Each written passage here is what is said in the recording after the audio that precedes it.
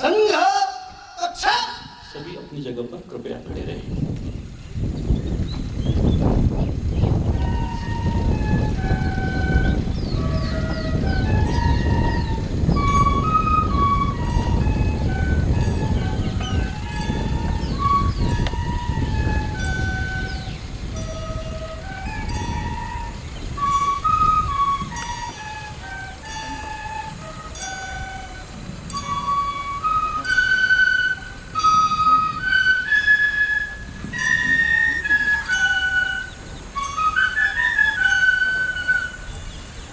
स्वागत प्रणाम 1 2 3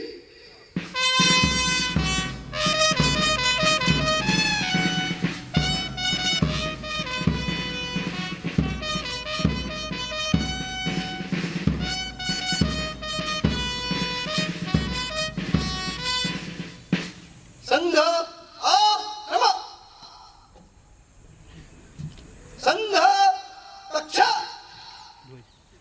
ध्वज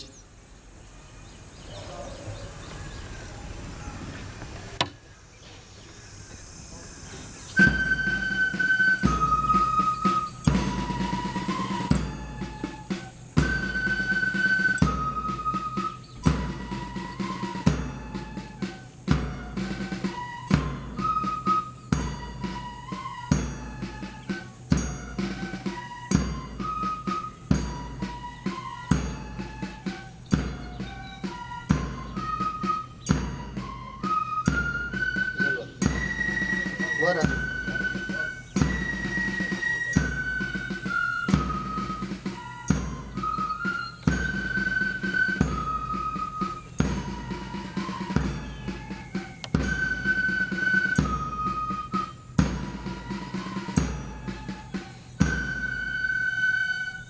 ध्वज प्रणाम 1 2 3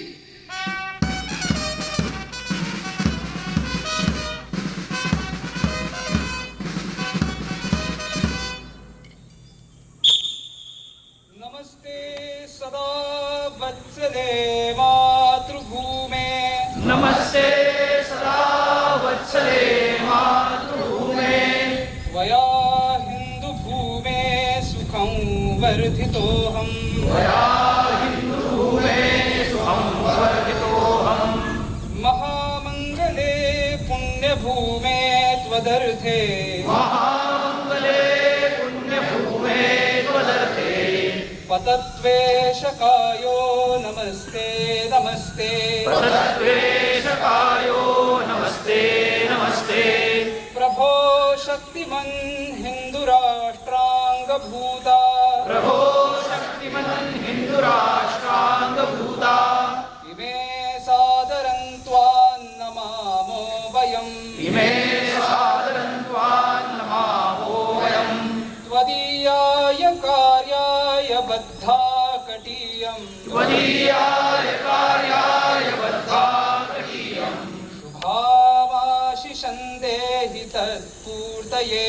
शुभामाशिषं देहि तत्पूर्तये। अजय्याञ्च विश्वस्य देहीश शक्तिम्। अजय्याञ्च विश्वस्य देहीश शक्तिम्। सुशीलं जगद्येन नम्रं भवेत्। सुशीलं जगद्येन नम्रं भवेत्। श्रुतं चैव यत्कण्टकाकीर्णमार्गम्। श्रुतं चैव कण्टकाकीर्णमार्गम्। स्वयं स्वीकृतं नः सुगङ्कारये। स्वयं श्रीकृतं नः सुगङ्कारयेत्। समुत्कर्ष निःश्रेयसस्यैकमुग्रम्। समुत्कर्षश्रेयसस्यैकमुग्रम्। परं साधनं नाम वीरव्रतम्। परं साधनं नाम वीरव्रतम्। तदन्तस्फुरत्वक्षया ध्येयनिष्ठा। तदन्तस्फुरत्वक्षया ध्येयनिष्ठा। रुदन्तः प्रजागर्तु तीव्रादिशम्। रुदन्तः प्रजागर्तु तीव्रादिशम्। विजेत्री च नः संहता कार्यशक्तिर्। विजेत्री च नः संहता कार्यशक्तिर्। विधायास्य धर्मस्य संरक्षणम्। विधायास्य धर्मस्य संरक्षणम्। परं वैभवन्नेतुमेतत्स्वराष्ट्रम् समर्था भवत्वा शिशा ते वृषम् भारत माता की जय। ध्वज प्रणाम। 1 2 3 रमा।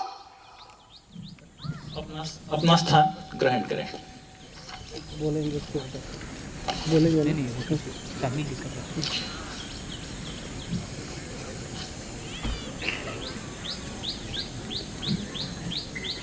जल्दी ही प्रात्यक्षिक शुरू होंगे। सबसे पहला प्रात्यक्षिक होगा प्रत्युत प्रचलनम केंद्रतः प्रचल वाला। भगवे झंडे को मानवंदना देने के लिए प्रत्युत प्रचलन का प्रयोग होता है।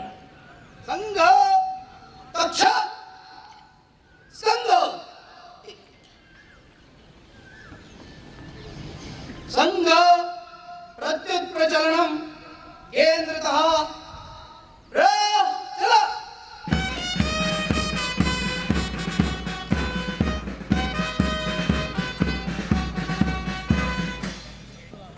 ध्वज प्रणाम। 1 2 3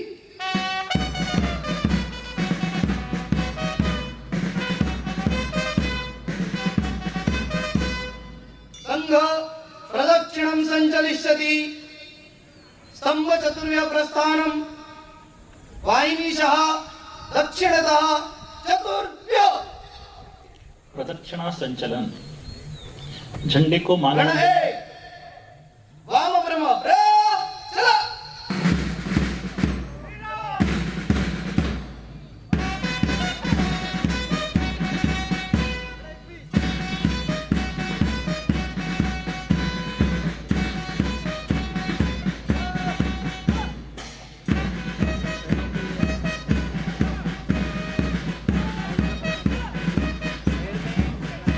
झंडे की प्रदक्षिणा लगेगी।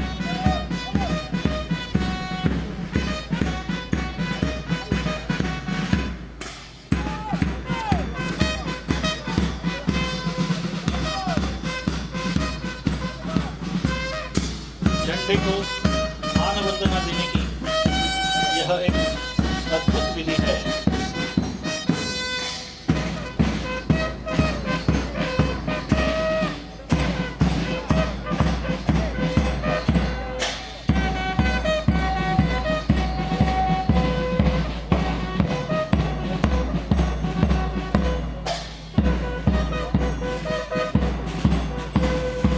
कदम मिलाकर चलना होगा। कदम से कदम, कंधे से कंधा चलना होगा।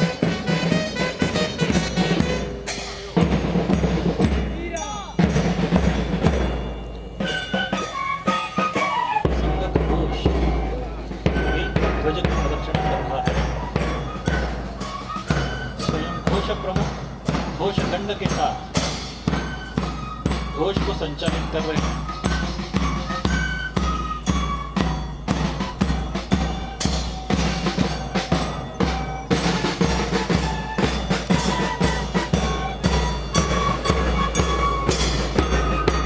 प्रदक्षिण संचालित का प्रात्यक्षिक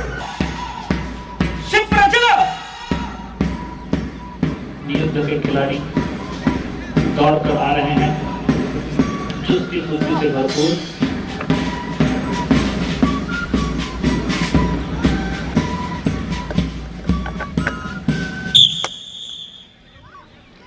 प्रयोग सिद्ध। मुष्टि प्रहार द्वय प्रकार 2 क्रमशः 1 2 मुष्टि प्रहार चतुष्क क्रमशः 1 2 3 कई मरणस्थल 4 और उनको कैसे रोके। उपक्षेप चतुष्क क्रमशः 1 2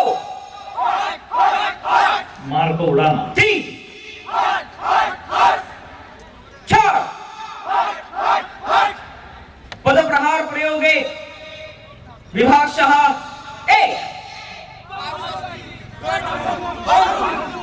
मर्मस्थ दो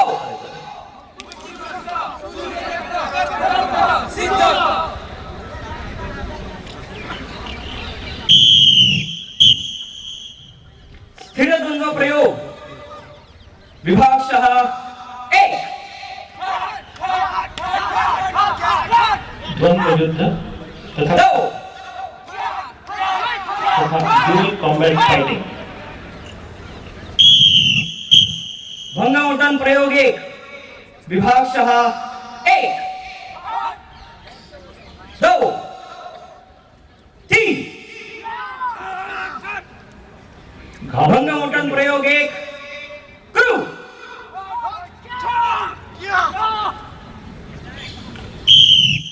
भंगावटन प्रयोग दो विभागशः एक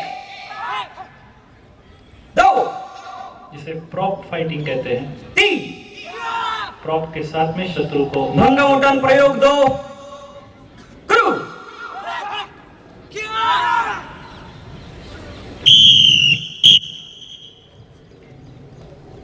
अस्थिर द्वंद्व के द्वारा द्वंद्व चल रहा है। शत्रु कोई भी दिशा से मार करता हुआ आ सकता है।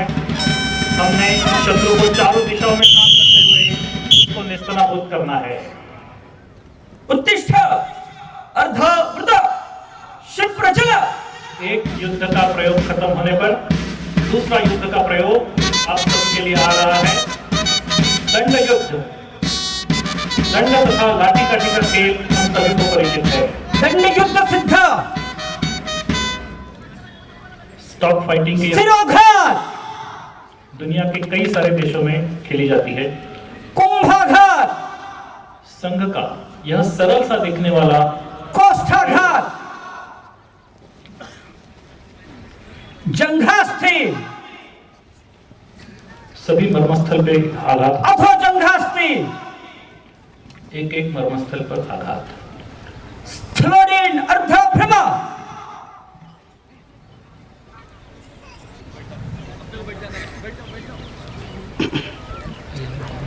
कुछ मर्मस्थल उनके सिरोघात उनके रोध, इनके कुंभाघात पैरों की स्विफ्ट हालचाल, इनके आधार पर शत्रु पर विजय पाई जाती है। कोष्ठाघात मर्मस्थल के आधार पर जंघास्थि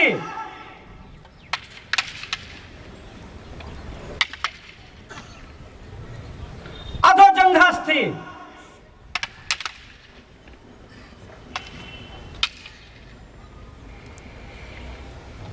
एक विरुद्ध एक स्थिर युद्ध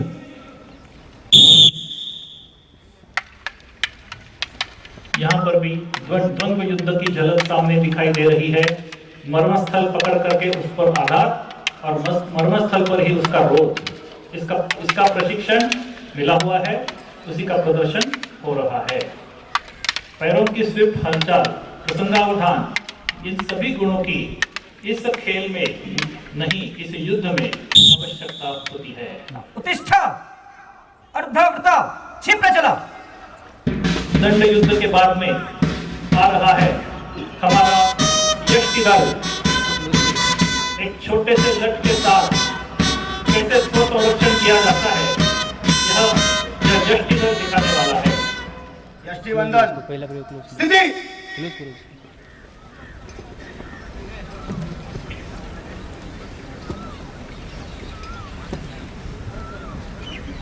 यष्टि वंदन प्रयोग।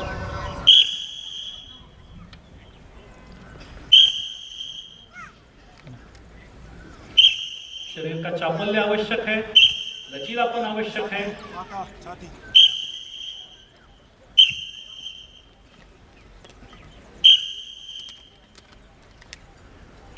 संघ के शारीरिक कार्यक्रम में कोई 4-6 वर्ष पहले ही लाई गई यह गतिविधि है।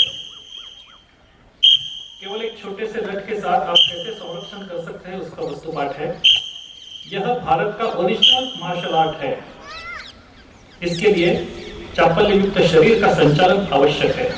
यष्टि व्यायाम प्रकार एक। प्रसंगावधान तथा प्रेजेंस ऑफ माइंड की जरूरत होती है। कोष्ठाघात प्रयोग करो।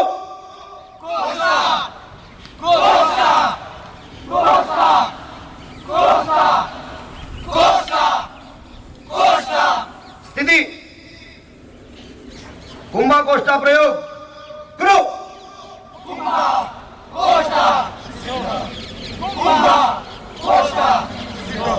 स्थिति आघात रोध गति प्रयोग।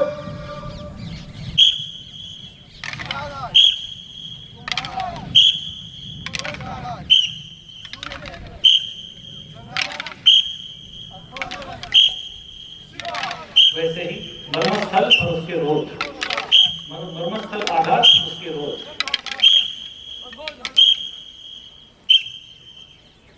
द्वंद्व स्थिति द्वंद्व युद्ध तथा ड्यूअल कॉम्बैट फाइटिंग। कुंभा सूर्य चक्रघात द्वंद्व सिद्ध विक्रम सिद्ध। कुंभा सूर्य चक्रघात प्रयोग करो। पद संचालन, पैरों का चापल्य। कुंभा कोष्ठा द्वंद्व प्रयोग करो। रोध, अर्ध वृत चित प्रचल। युद्ध प्रदर्शन के बाद दंड का प्रदर्शन होगा। दंड तथा लाठी काठी का उपयोग कौशल प्रदर्शन के लिए हमारे यहाँ पूर्वापार से चलता आ रहा है। दंड को कुशलता से घुमाना। शिरमार सिद्ध 1 2 3। सभी के साथ सामूहिक प्रयोग करना। 1 2 3 4 5 6।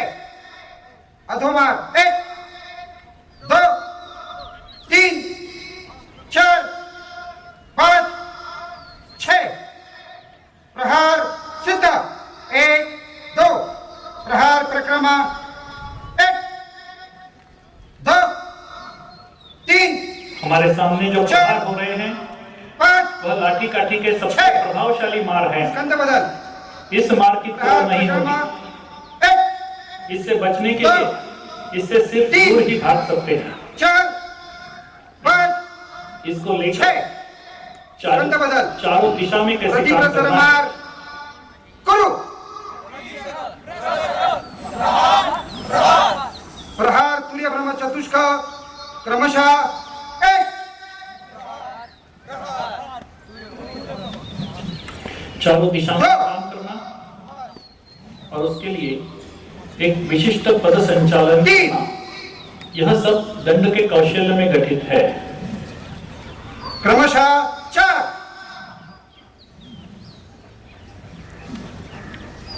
क्रमिका सिद्ध 1 2। क्रमिका 3। विभाक्ष 1 2 3 चारों दिशाओं में काम हो रहा है। 4 5 6। षट्पति चतुष्क क्रमशः 1 2 3 4 5 6 7 8 2 1 2 3 4 5 6 7 8। लड़ते समय तीन। शस्त्र नहीं लड़ता।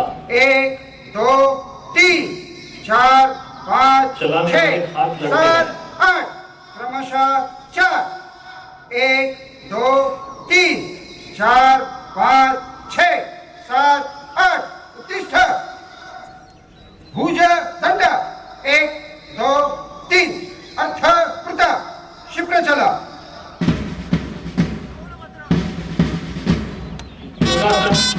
जो भारत की दुनिया को देन है।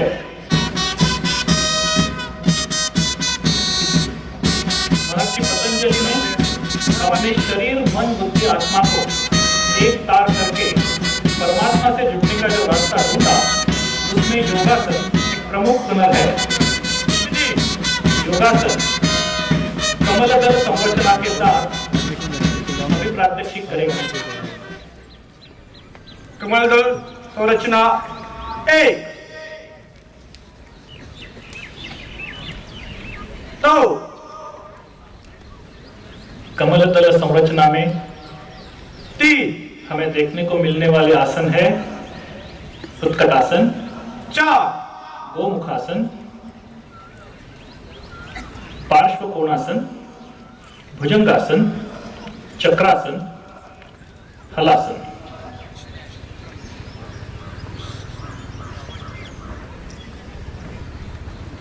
भुजंगासन 5 6 यह कमल दल की संरचना है, 8 कमल की पंखुड़ियों के जैसे। संरचना 2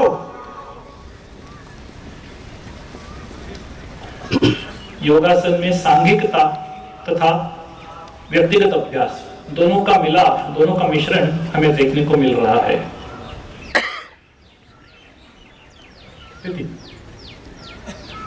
संरचना 2 में 1 आसन है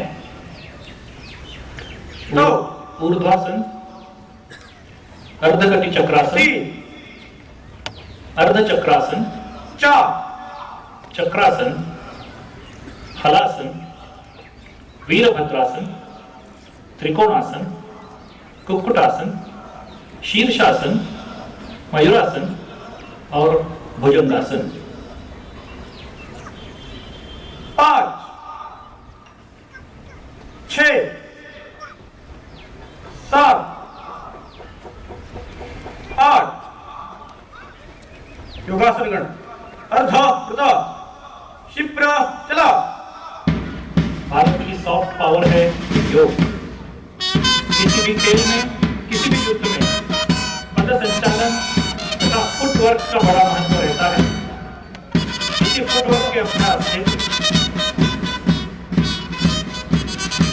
दक्ष मोहरे 1 2 3 4 पदविन्यास सिद्ध स्वस्थ सावधान सिद्धमितकाल विभाग 1 2 3 अपने शरीर को 4 चारों दिशाओं से आने वाले एक आक्रमणों के लिए विभाग 1 सन्नद्ध रखना, 2 3 शरीर में एक लचीलापन पद होना, प्रति विभाग 1 2 3 प्रति प्रसर सूर्यवृत्त अधवृत्त चतुष्क क्रमशः 1 प्रतिसर पुरसर सूर्यवृत्त अर्धवृत्त प्रतिसर पुरसर सूर्यवृत्त अर्धवृत्त प्रतिसर पुरसर सूर्यवृत्त अर्धवृत्त प्रतिसर पुरसर सूर्यवृत्त अर्धवृत्त षट्पदी चतुष्क प्रकारे क्रमशः 1 स्थिति 1 2 3 4 5 6 1 2 2 स्थिति 1 2 3 4 5 6 1 2 3 स्थिति 1 2 3 4 5 6 1 2 4 स्थिति 1 2 3 4 5 6 1 2 दक्ष शरीर में लचीलापन, अर्धवृत्त प्रसंगावधान, क्षिप्रचल इन सभी को लेकर पदविन्यास यह एक ब्रेन एक्सरसाइज है। अभी आ रहा है संघ का घोष। यह भारतीय संस्कृति की सच्ची पहचान है। श्रीमद् भगवद गीता के प्रथम अध्याय में कौरवों और पांडवों ने बजाय रणवाद्यों का उल्लेख है। पांचजन्यम ऋषिकेशो देवदत्तम धनंजयः पौंड्रम नर्मो महाशंखो भीमकर्मा वृकोदरः, ऐसा उल्लेख है। अर्थात श्री कृष्ण ने पांचजन्य, अर्जुन ने देवदत्त, भीमसेन ने पौंड्र नामक महाशंख बजाए। अपनी विशेष संरचना के साथ आगे आ रहा है।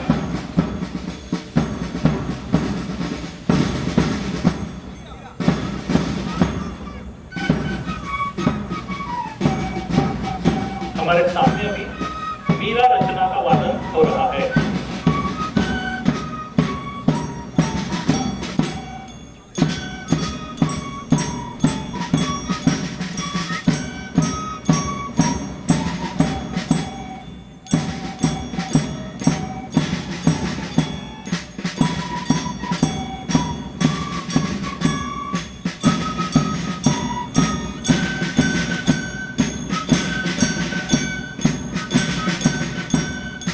जो रचनाएं हमारे सामने बजने वाली है, बज रही हैं, वे सभी रचनाएं भारतीय परंपराओं के अनुसार भारतीय रागदानी के ऊपर बांधी गई रचनाएं हैं।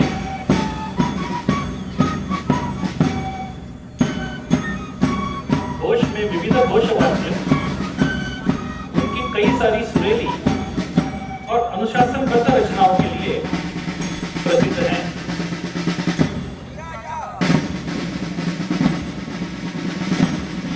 की रचना बज रही है वो तो है शिवराजा।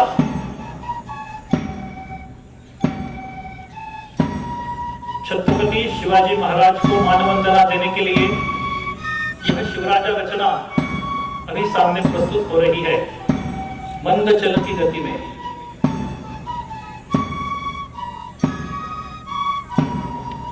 त्वां नमामि शिवकृपाल संततं स्मरामि ते विशुद्धशीलमखिलं विश्ववन्द्य भूतले। ऐसा इस शिवराजा रचना का भाव है। अभी षटकोण की रचना है, अष्टकोण की रचना है, और यह रचना छत्रपति शिवाजी महाराज के राजमुद्रा का परिचय देता है। प्रतिपच्चंद्र लेखेव प्रतिष्णुर्विश्ववन्दिता शाह सुनो शिवस्यैषा मुद्रा भद्राय राजते।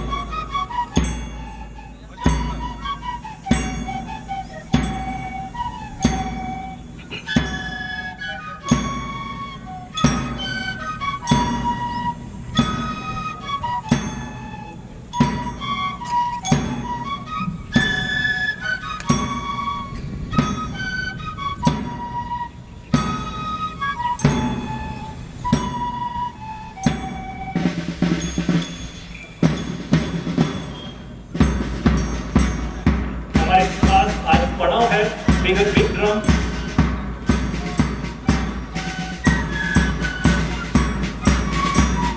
यह रचना आपके ध्यान में आई होगी। वीर सावरकर जयोस्तुते।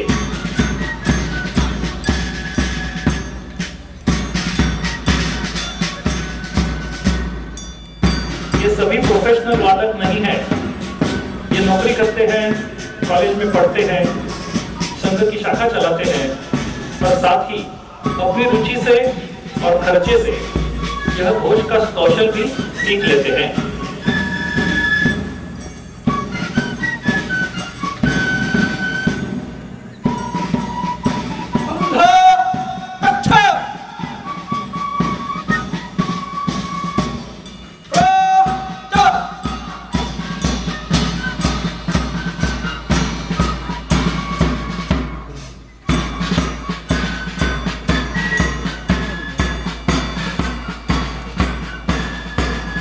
संघ प्रचल करते हुए अपनी तरफ आ रहा देखकर मन में एक ऊर्जा सी लगती है।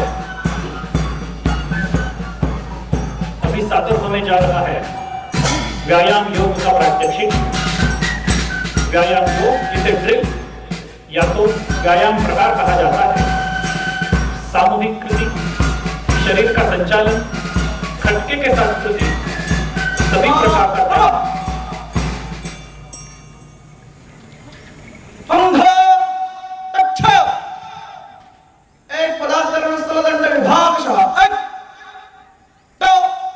सभी प्रकारों को ध्यान में रखना, बैलेंस संभालना, इन सभी अवधानों के साथ प्रकार 1 से 3।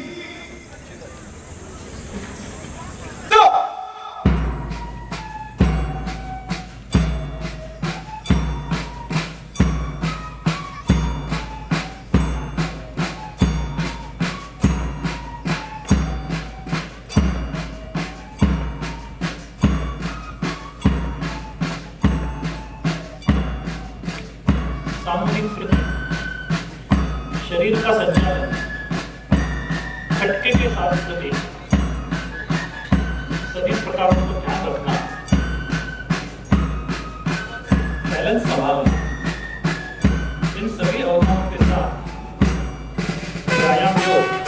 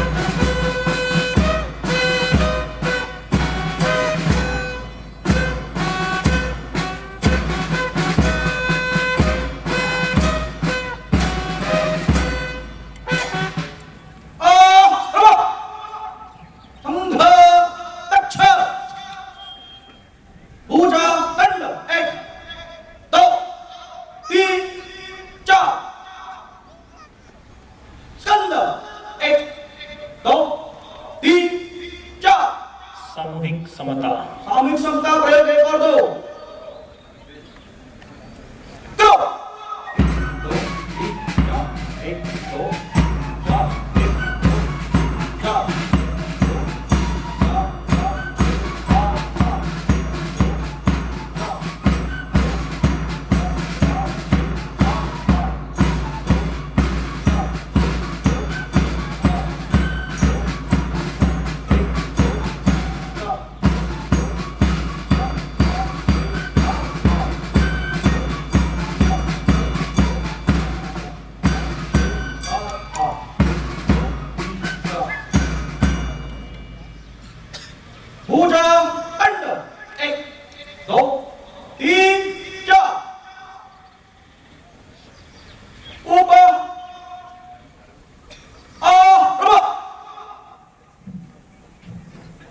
सांघिक गीत।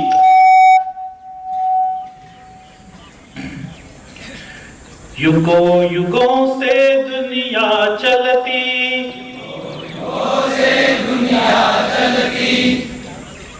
जिसके दिव्य प्रकाश में पुरखों की वह पौरुष गाथा अजर अमर इतिहास में, भारत के इतिहास में, भारत के इतिहास में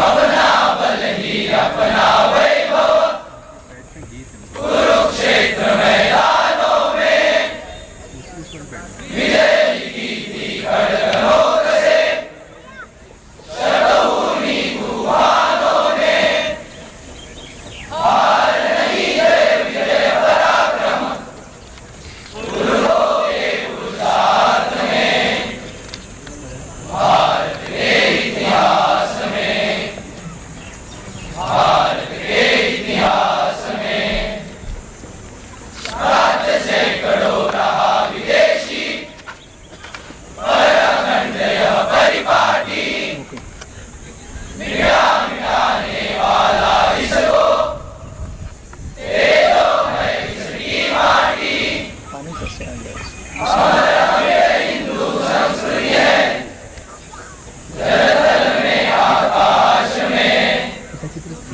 भारत के इतिहास में, भारत के इतिहास में भौतिकता से त्रस्त विश्व की एकमात्र भारत आशा, परमानंद शांति की जननी पूर्ण करेगी अभिलाषा, रत्न संगठित बने मील के पत्थर विश्व विकास में, ओके पैन कर लो जरा। भारत के इतिहास में, भारत के इतिहास में यष्टि समष्टि सृष्टि जीवन में परिमल आहत मर्यादा, हिंदू संस्कृति संस्कारों से दूर करेगी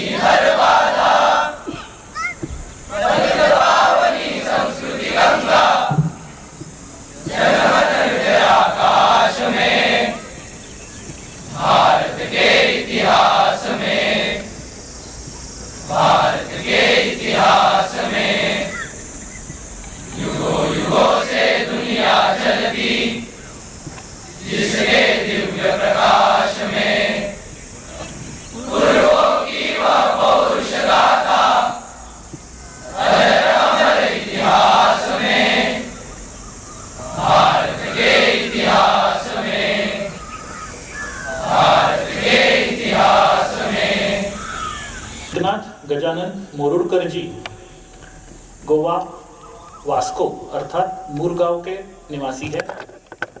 संघ दृष्टि से गोवा के 2 जिले गोवा विभाग बनता है।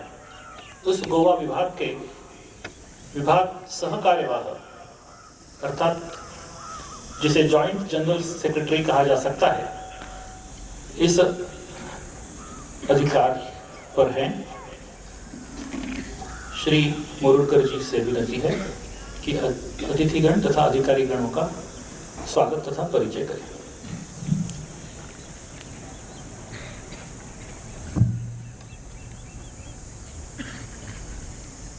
परम पवित्र भगवा ध्वज मंचावर उपस्थित माननीय वर्गाधिकारी श्री दत्ताजी सोलकर, माननीय जिल्हा संघचालक श्री दीनदयाळ पांडे, प्रमुख अतिथि माननीय श्री मिहिर जी घोटीकर, प्रमुख वक्ता माननीय विजयजी देवांगण, समोर बसलेले अधिकारी, नागरिक, मातृशक्ती, शिक्षक आणि आत्मीय शिक्षार्थी बंधू, आपणा सर्वांचे या केशव सृष्टीच्या प्रांगणात मनपूर्वक हार्दिक स्वागत। विस्तृत परिचय नंतर करेनच, पण प्रमुख अतिथी माननीय श्री मिहिरजी घोटीकर यांना पुस्तक भेट करण्यासाठी मी विनंती करतो आपले माननीय वर्गाधिकारी श्री दत्ताजी सोलकर यांना।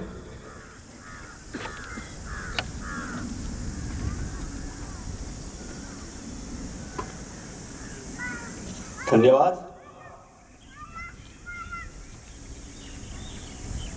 आज आपण या ठिकाणी कोकण प्रांताच्या प्रथम वर्ष संघ प्रशिक्षण वर्गाच्या समापन कार्यक्रमास्तव एकत्रित आलेलो आहोत।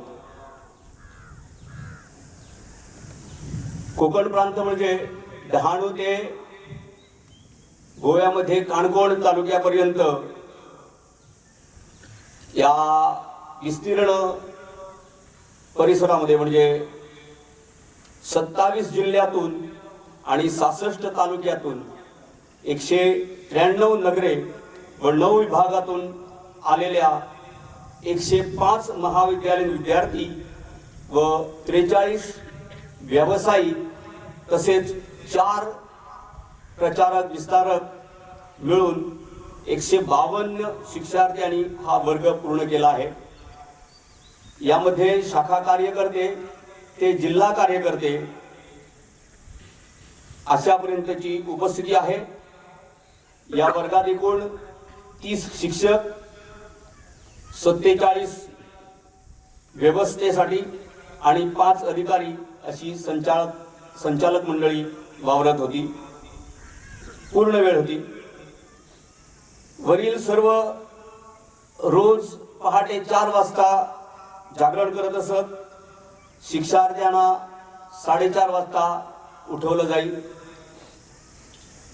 तसंच रात्री 10:30 पर्यंत विविध कार्यक्रम होत असत।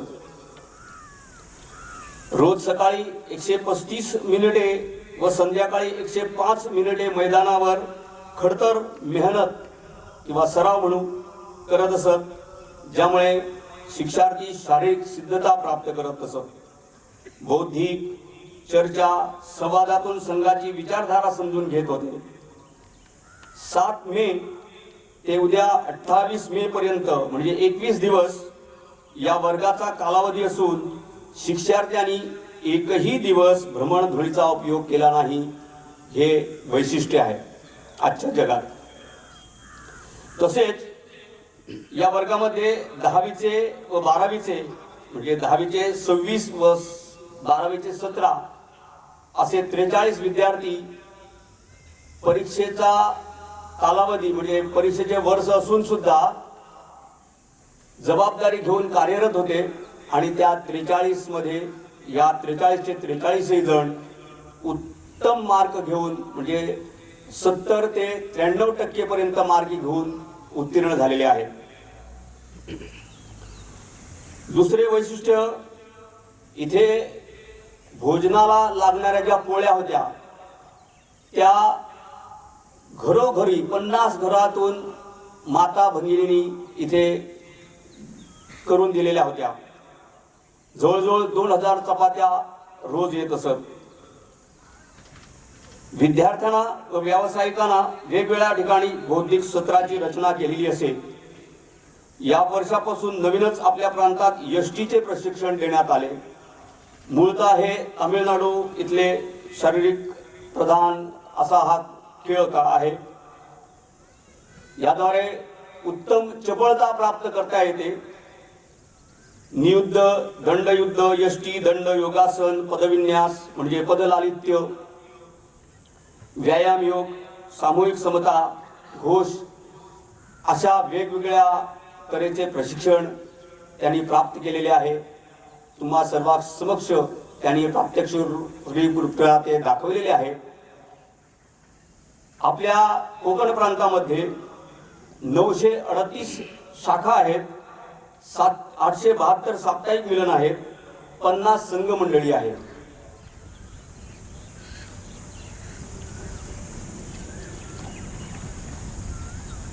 मान्यवरांचा परिचय करून देतो. मंचावर उपस्थित आहेत या वर्गाचे माननीय वर्गाधिकारी श्री दत्ताराम गंगाराम सोलकर, निवास संगमेश्वर, जिल्हा रत्नागिरी, लौकिक शिक्षण, वाणिज्य पदवीधर, संघाचे 3य वर्ष शिक्षित, जनता सह बँकेत वरिष्ठ अधिकारी म्हणून निवृत्त झालेले आहेत. 1989 डॉक्टर हेडगेवार जन्मशताब्दी वर्षात विस्तारक गेले होते लांजा तालुक्यात. सध्या त्यांच्याकडे दक्षिण रत्नागिरी जिल्हा संघचालक अशी जबाबदारी आहे.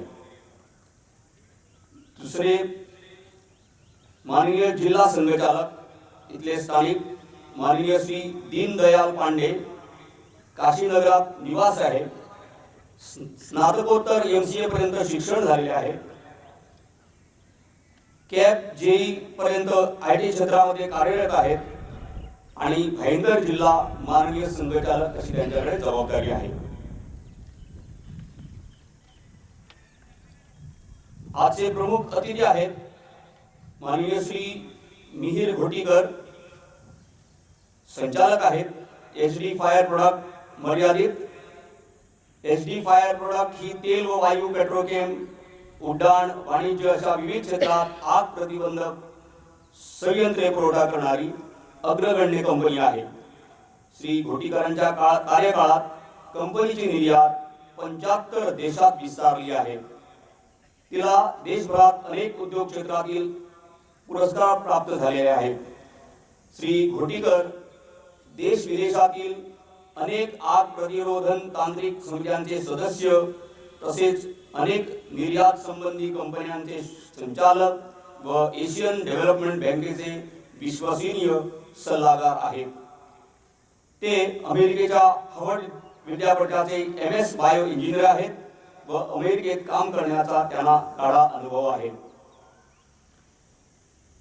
त्यांना मिळालेले विविध पुरस्कार असे आहेत: कोविड योद्धा उद्योजक, राज्यपाल महाराष्ट्राचे हस्ते महाराष्ट्र, निर्यात उत्कृष्टता, स्टेट बँक व फ्रेंच कॉन्सुलेट, व्यवसाय उत्कृष्टता, रोटरी फाउंडेशन व Maharashtra chamber of commerce, Thane Navratna, जिल्हाधिकारी ठाणे.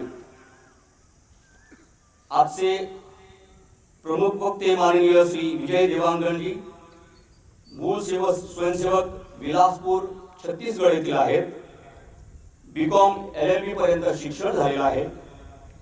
1984 पासून प्रचारक, रायगड जिल्हा प्रचारक, विभाग प्रचारक, प्रांत बौद्धिक प्रमुख, सहप्रांत प्रचारक अशा जबाबदाऱ्या पार पाडल्यानंतर राष्ट्रीय सहसंघटन मंत्री, सहकार भारती केंद्र मुंबई नंतर राष्ट्रीय संघटन मंत्री सहकार भारती केंद्र मुंबई 2012 पर्यंत, नॉर्थ ईस्ट विद्यार्थी अखिल भारतीय संपर्क प्रमुख केंद्र गुवाहाटी 2021 पर्यंत आणि पश्चिम क्षेत्र सहसंपर्क प्रमुख केंद्र कर्णावती ऑगस्ट 2021 पासून.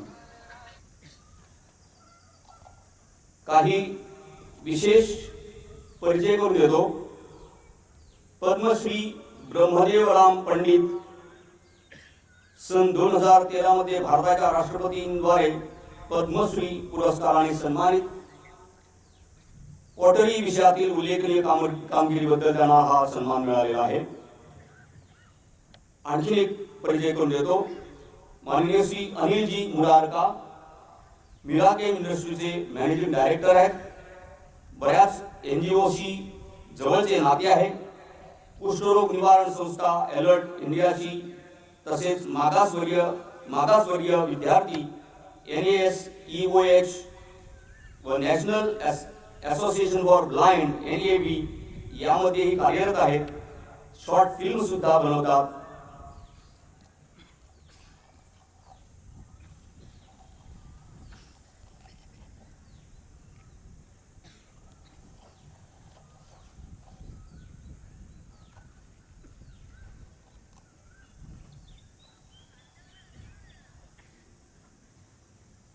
आभार प्रदर्शन करतो. रामरत्न विद्या मंदिर संचालक मंडळ तसेच सर्व स्टाफ, राजस्थान क्षत्रिय खांची समाज मंडळ, पोलीस प्रशासन, स्थानिक प्रशासन, सुभाष डेकोरेटर यांनी मंच व माईक उपलब्ध करून दिलेला आहे. तसेच JJ हॉस्पिटल, पत्रकार बंधू व ज्यांचा प्रत्यक्ष व अप्रत्यक्ष सहभाग आहे त्या सर्वांचे आभार.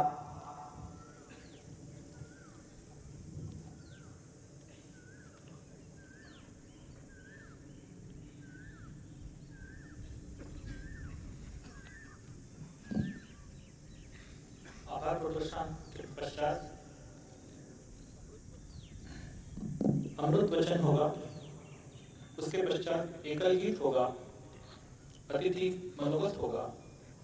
बाद में माननीय वक्ता उद्बोधन करेंगे. उसके बाद में वीर तीरथ की आरती होगी. अमृत वचन.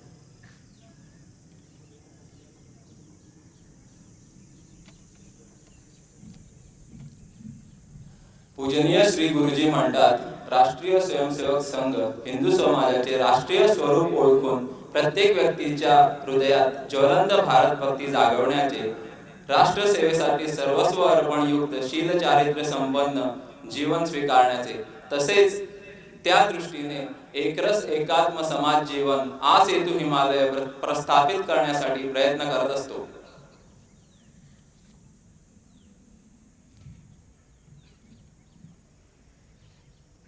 श्री गुरुजी वर्य उवाच.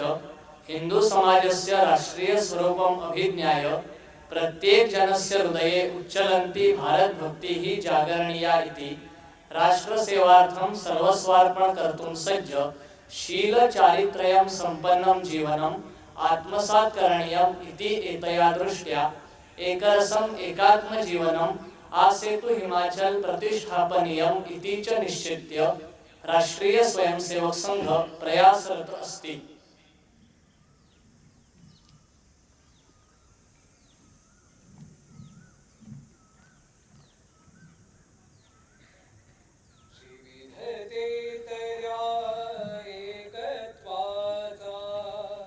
सूर इथे गवसतो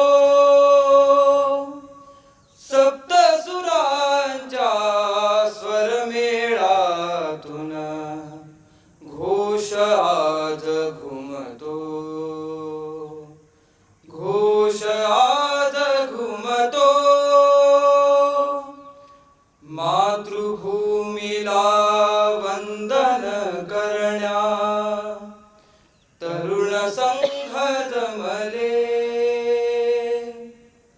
त्याग समर्पण बलिदानाचे गान धुंद रंगले. राग ताल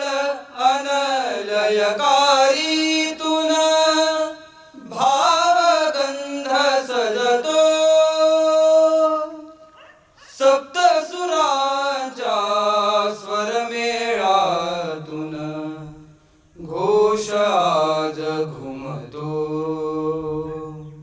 घोष आज घुमतो, कितीक पंथ मत भाषा ज्ञाती, एक दिव्य गाथा, हिंदू भूमीचा जगती करूया, उन्नत हो माथा, कोटी कोटी आम्ही एक सुराने जय भारत गातो, सप्त सुरांच्या स्वर मेळातून घोष आज घुमतो, घोष आज घुमतो, समरसतेच्या स्वर मेळाचे गीत इथे गावे, समन्वयाच्या सूत्रामध्ये मणी हे गुंफावे,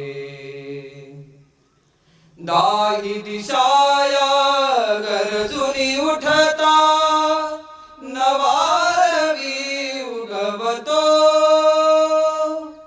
सप्त सुरांच्या स्वर मेळातून घोष आज घुमतो, घोष आज घुमतो, विविधतेतल्या एकत्वाचा सूर इथे गवसतो, सप्त सुरांच्या स्वर मेळातून घोष आज घुमतो, घोष आज घुमतो.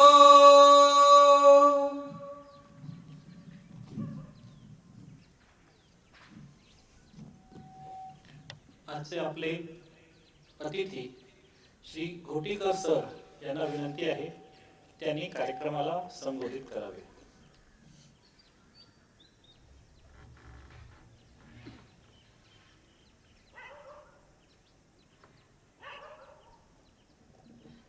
नमस्कार.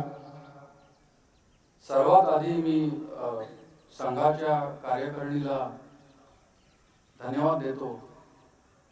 असं म्हणतात की desire becomes deservingness with consistent efforts. जेव्हा मी लहान होतो तेव्हा मी संघाशी परिचय माझा झाला होता, कारण माझे आजोबा संघासाठी काम करायचे.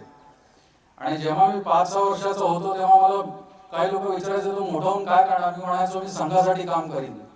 तेव्हा मला आयडिया नव्हती की संघ म्हणजे काय, पण फक्त आजोबांना बघून मी म्हणायचो आणि ती एक डिझायर माझ्या मनात कधीतरी राहिली. आणि आज थोडाफार मी डिझर्विंगनेस मला आला आणि त्यासाठी मी तुम्हाला धन्यवाद देतो की तुम्ही मला डिझर्विंग समजलात की एका कपॅसिटीमध्ये संघाच्या फॅमिलीचा एक हिस्सा बनायला म्हणून. तर जसं मी म्हणालो संघाशी माझा परिचय फार लहान वयात झाला. मी माझ्या आजोबांना बघितलं होतं आणि ते मला गोष्टी सांगायचे संघाच्या. 1948 मध्ये ते जेलमध्ये गेले होते जेव्हा बंदी आली होती संघावर तेव्हा. आणि तेव्हाच एक आयडिया होती की हिंदू राष्ट्राची कल्पना काय होती. हिंदू राष्ट्र म्हणजे असं नाही की रिलिजियसली प्रॅक्टिस करणारे हिंदू.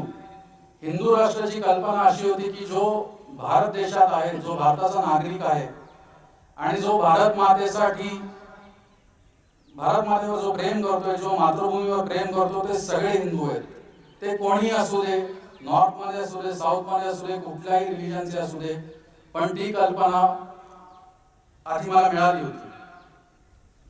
त्यानंतर शिक्षण झालं. शिक्षणासाठी मी अमेरिकेत होतो बरेच वर्ष. त्यावेळेस भारताचा पोझिशन जी होती ग्लोबल सिनारिओ मध्ये ती एवढी स्ट्रॉंग नव्हती. म्हणजे लेट 90s मध्ये 98 मध्ये आपली एक पोझिशन थोडी वरती गेली न्यूक्लिअर टेस्ट नंतर. त्यानंतर पण अमेरिकेने आपल्यावर सँक्शन्स आणली आणि बरंच स्ट्रगल भारताला करावं लागलं की जी ग्लोरी होती भारताची ती एकदम 80s मध्ये 90s मध्ये थोडी डिस्टर्ब होती. 2014 नंतर जो मी मॅसिव्ह चेंज बघितला आहे आणि आज सगळ्यांनाच माहिती आहे की भारत देशाची जी पोझिशन आहे ग्लोबल पोझिशन आहे ती टॉप मध्ये आहे. आणि जर आपण थोडा जर विचार केला तर बरेचसे संघाचे विचार जे आहेत ते मोदीजींनी किंवा डायरेक्टली इनडायरेक्टली इम्प्लिमेंटेशन मध्ये आलेले आपल्याला दिसत आहेत.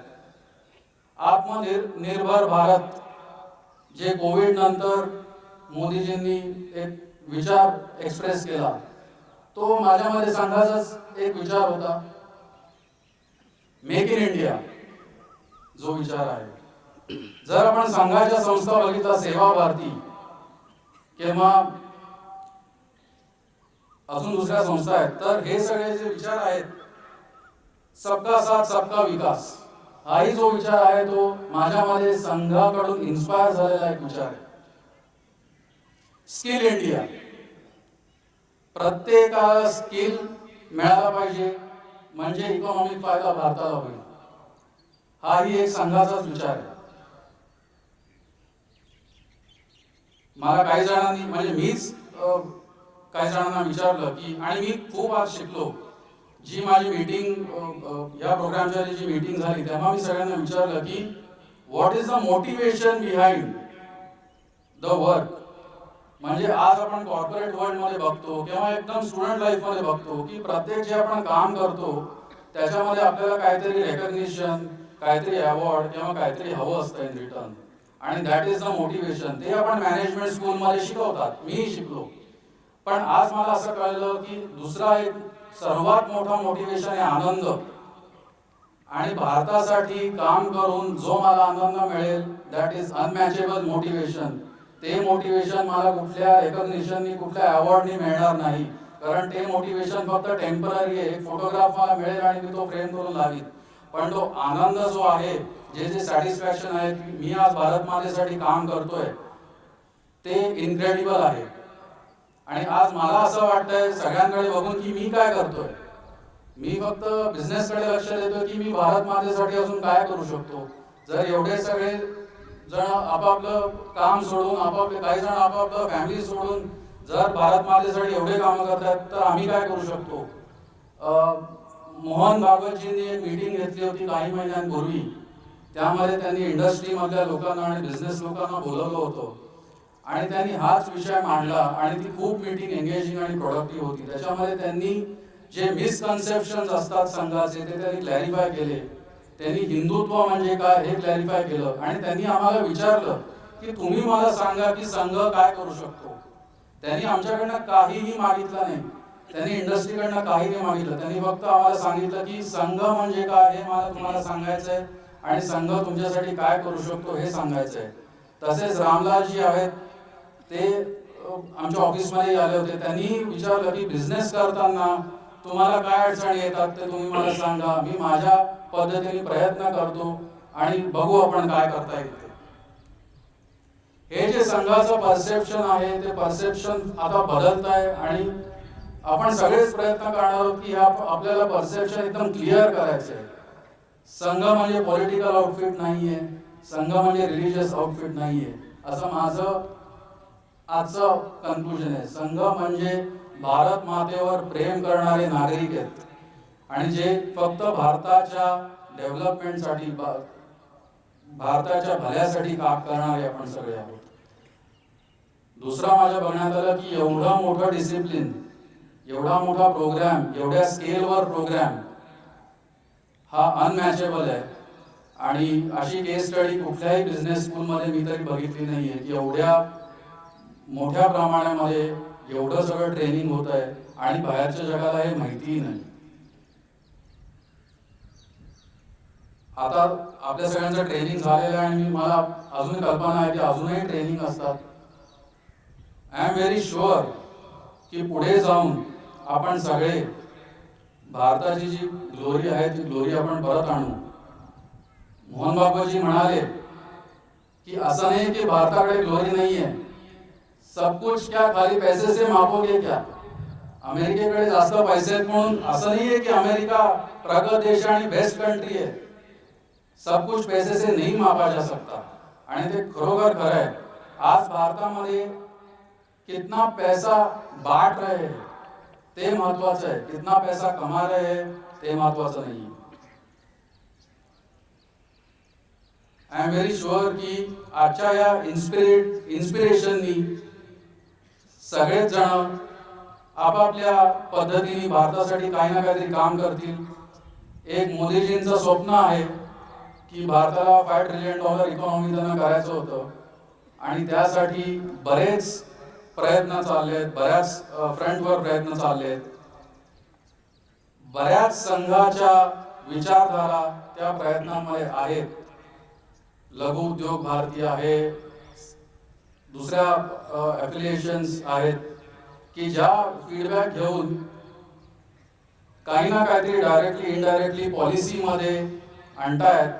टॅक्सेशन आहे फॉर एक्झाम्पल, आणि we are working towards growth. मी असंही म्हणेन की we have a long way to go. आपण म्हणतोय की आपण 5th लार्जेस्ट इकॉनॉमी झालोय, पण आपल्या कंट्रीची साईज किती आहे?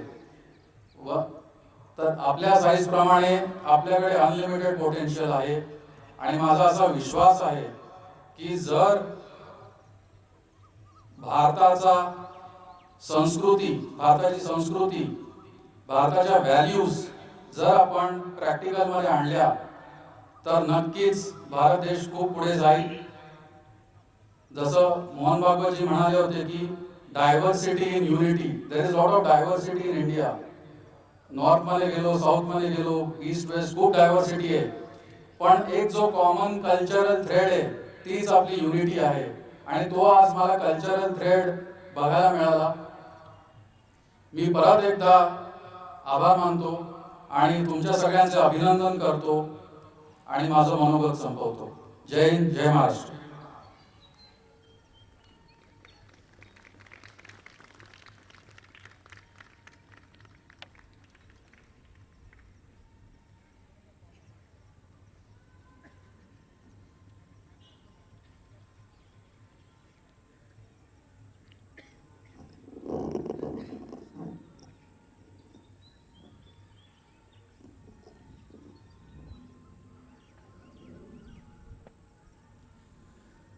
परम पवित्र भगवत ध्वज आज के इस कोंकण प्रांत के संघ शिक्षा वर्ग प्रथम वर्ष के समापन अवसर पर इस गरिमामय कार्यक्रम में मंच पर विराजमान इस संघ शिक्षा वर्ग के माननीय वर्गाधिकारी सम्माननीय दत्ताजी सोलकर, इस कार्यक्रम में मुख्य अतिथि के रूप में अभी जिनका हमें अत्यंत ही श्रेष्ठ उद्बोधन प्राप्त हुआ, इस क्षेत्र के श्रेष्ठ उद्योजक सम्माननीय मिहिर घोटीकर जी, इस जिला के राष्ट्रीय स्वयंसेवक संघ के सम्माननीय जिला संघ चालक श्रीमान दीनदयाल जी पांडे, इस वर्ग के वर्ग कार्यवाह सम्माननीय एकनाथ जी मोरुड़कर, यहाँ विशिष्ट रूप से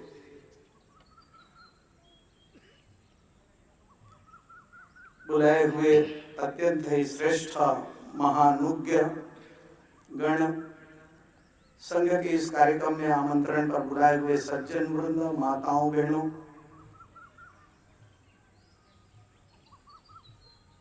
राष्ट्रीय स्वयंसेवक संघ इस प्रांत के समस्त ज्येष्ठ कार्यकर्ता बंधुगण एवं प्रिय शिक्षार्थी स्वयंसेवक बंधुओं,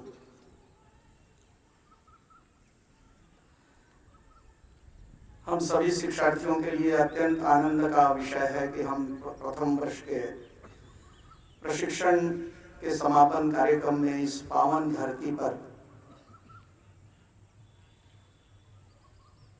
हमने ऐहिक और पारलौकिक उन्नति को प्राप्त करने के लिए जो श्रेष्ठ माध्यम होता है, शरीर माध्यम खलु धर्म साधनम,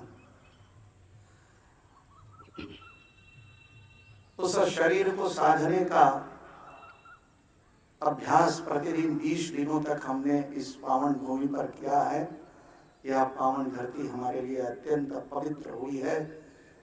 हमारे आने वाले भौतिक और पारलौकिक जीवन के साथ में राष्ट्रीय जीवन को समृद्ध करने की दृष्टि से, अपने राष्ट्र को परम वैभव के शिखर पर लेकर जाने की दृष्टि से जो हमें शिक्षण प्राप्त हुआ है, यह हमारे हृदय में अत्यंत ही अंतरतम में विराजित हो। इस दृष्टि से मैं माँ भारती के श्री चरणों में वंदन करता हूँ कि हमें संपूर्ण प्रकार के आशीर्वाद देते हुए आने वाले समय में हम इस कार्य के वाहक बने और इस कार्य को अंतिम लक्ष्य तक पहुँचाने के लिए उद्यत हों।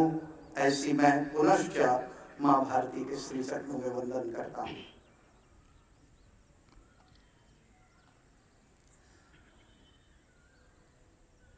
बीसवीं शताब्दी के दूसरे दशक के कालखंड में लगभग आज से 100 साल पहले हमारे देश में 3 प्रकार की घटनाएं ऐसी हुई थी जिसका हमारे भारतीय राष्ट्र जीवन में अत्यंत ही गहरा संबंध आया। 100 वर्षों से उस संबंध के साथ में भारतवर्ष जी रहा है। सन 1917 रूस में रूसी क्रांति हुई थी और रूस की रूसी क्रांति में कहते हैं कि रूस में एक बहुत बड़ा परिवर्तन आया था, जिसे देखकर उस कालखंड में विश्व के अनेक देशों में रूसी क्रांति की से प्रेरणा लेकर अपने अपने देश में उस प्रकार की प्रक्रिया खड़े करने का कार्य किया था। अपने भी भारतवर्ष से तथाकथित पढ़े लिखे प्रगतिशील लोग उस रूसी क्रांति के पश्चात कम्युनिस्ट इंटरनेशनल का कार्यक्रम 1919 में हुआ था, उस कार्यक्रम में सम्मिलित होने के लिए गए हुए थे। वहां से उन्होंने प्रेरणा प्राप्त कर आने के पश्चात 1919 से 1925 तक एक संगठन का निर्माण करने की प्रक्रिया की और 25 दिसंबर 1925 को भारतीय कम्युनिस्ट पार्टी की स्थापना की। यह वही कालखंड था जिस कालखंड में सेप्टिवाल कांग्रेस को लाल बाल पाल अपने राष्ट्रीय चेतना की आत्मिक शक्ति से उन्होंने राष्ट्रीय आंदोलन भारत की स्वतंत्रता का बनाया था। और भारतवर्ष में बंग भंग के पश्चात में जिस प्रकार से कांग्रेस की गतिविधि चली थी, कांग्रेस भारत के जन जन के भारत की स्वतंत्रता संग्राम का आंदोलन बन गया था। लेकिन दुर्भाग्य से 1916 के पश्चात में लोकमान्य तिलक जी का स्वास्थ्य खराब हुआ और 1920 में लोकमान्य तिलक जी का अवसान होने के पश्चात में जो राष्ट्रीय भावना के साथ में काम करने वाला कांग्रेस है, उसकी दिशा बदल गई। ठीक उसी समय में महात्मा गांधी का पदार्पण होता है। महात्मा गांधी के पदार्पण के पश्चात में वह कांग्रेस का आंदोलन काफी गति तो पकड़ता है, किंतु 1920 की एक घटना कि जो तुर्क के एक कमाल पाशा युवा तुर्क हो गए, वहां की जनता ने वहां के खलीफा को अंतिम खलीफा मानना स्वीकार नहीं किया।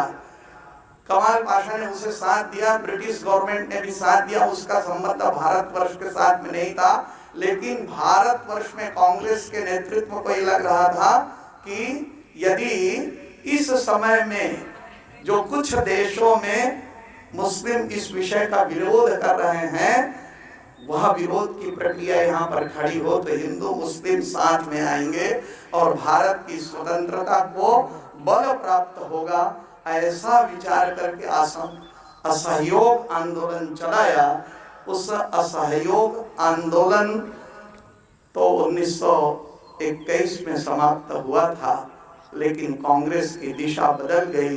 वह हिंदू मुस्लिम यूनिटी की दिशा में बढ़ चली और युग आ गया जो लाल बाल पाल का युग था, वह नेहरू गांधी युग के रूप में खड़ा हो गया। यह 1925 का वही कालखंड था जिस कालखंड से वह आंदोलन बढ़ा और 1947 पे हम देखते हैं उसका हश्र हमारे सामने में दिखाई देता है। ठीक इसी कालखंड में डॉक्टर केशव बलिराम हेडगेवार नागपुर की गलियों में राष्ट्रभक्ति की शिक्षा प्राप्त करने के पश्चात में क्लास 3 में पढ़ते थे।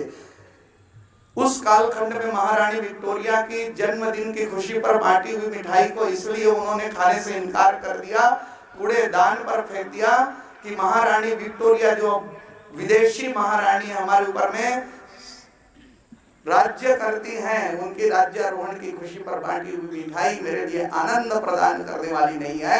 ऐसा 9 वर्ष की आयु में राष्ट्रीय चेतना को धारण करने वाले डॉक्टर केशव बलिराम हेडगेवार 1910 में बंगाल की धरती पर जाते हैं मेडिकल की शिक्षा प्राप्त करने के लिए, और वहां पर मेडिकल की शिक्षा प्राप्त करते हुए वहां पर क्रांतिकारी गतिविधियों का कार्य अनुशीलन समिति और युगांतर के माध्यम से चल रहा था, उसमें वे भाग लेते हैं और क्रांतिकारी गतिविधियों में भाग लेते हुए कोकेन नाम धारण प्राप्त करते हुए समाज जीवन के क्षेत्र में, सेवन के क्षेत्र में कार्य करते हुए क्रांतिकारी संगठनों में भी श्रेष्ठ अवस्था में स्थापित होकर वे क्रांतिकारी कार्य को महाराष्ट्र और मध्य क्षेत्र में लागू करने की दृष्टि से आते हैं। किंतु उस कालखंड में हम जानते हैं कि लाल बाल पाल जो भारतवर्ष में स्वराज्य मेरा जन्म सिद्ध अधिकार है की बात कहने वाले, उनसे प्रेरणा प्राप्त की थी, और बंग के पश्चात में स्वराज्य के संदर्भ में जो आंदोलन चल रहा था, इसके कारण से डॉक्टर साहब भी कांग्रेस के आंदोलन में लग गए। 1915 के पश्चात में कांग्रेस के आंदोलन में लगे और 1919 आते आते उन्हें ध्यान में आ गया था कि आने वाले समय में यह जो भारत में स्वराज्य मेरा जन्म सिद्ध अधिकार है कह रहे हैं, उससे एक कदम आगे उन्होंने कहा कि भारतवर्ष में पूर्ण स्वराज्य स्थापित होना चाहिए। इसका प्रस्ताव उन्होंने 1919-20 में जब कांग्रेस का अधिवेशन हो रहा था उस समय में उन्होंने प्रस्ताव लिखित में गांधी जी को दिया था। दुर्भाग्य से उस समय पर प्रस्ताव पारित नहीं हुआ।